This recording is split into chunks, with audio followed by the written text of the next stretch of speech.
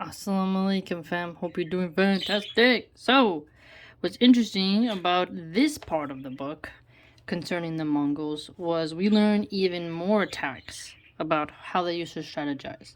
So, the author notes how the sedentary versus the nomad fighter would conduct their affairs. So he argues that the sedentary soldier, they try to drive you away from the area, right? That they don't want you to invade. Whereas the nomad soldier, well, he'll pursue you in any direction. So he'll come towards you, he'll flee from you, he will go in any direction really necessary. Whereas a stationary one, he's focused on clearing the area. So I found that to be quite compelling and quite true. And he was noting how, for the Mongols, any type of fighting is good. If it's a fleeing conquest, it doesn't matter. A stationary one, they're going to carry it out.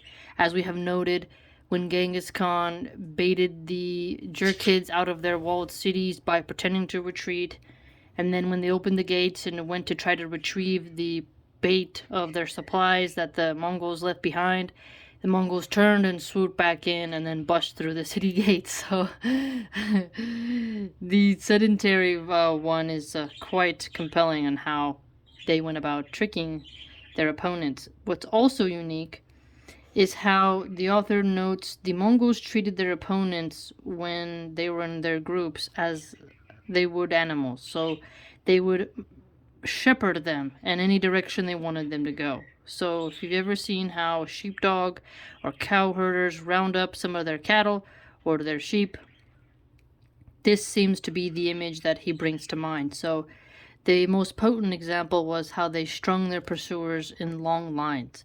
So reducing the crowds, attacking on many directions, instead of having it one solid formation, kind of like how the Romans used to do, these people would get a little bit more scattered brain and they would thin out the line. And once you thin out the line, since it's all a cavalry force at this point, they can bust through that pretty easily. And if the cavalry can bust through your line, well, you're in big trouble now, right? And that was one way that they used to do it. So the Mongols on horseback, treating the infantrymen and the peasants as well, anyone in their way, as a large group and operating against them as they would with animals. And then the other method that they enacted was when they were lured, right? The Mongols would break up into groups, squads. And then those squads would then break the other groups up into smaller groups, their opponents, and then pursue them that way and overcome them.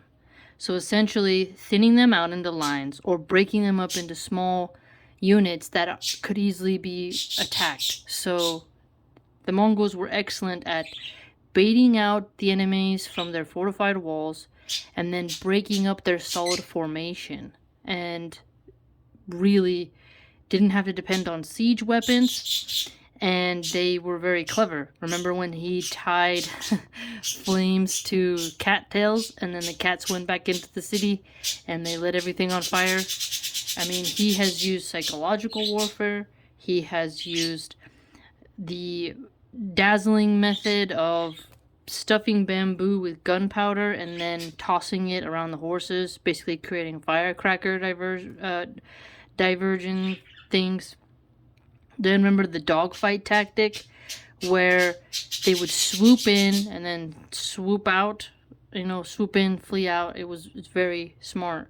And now here we see another one where they would put them into a very thin line, break up that line, drag them out, make them not in a solid unit, or break them up into little small groups that could be easily overcome.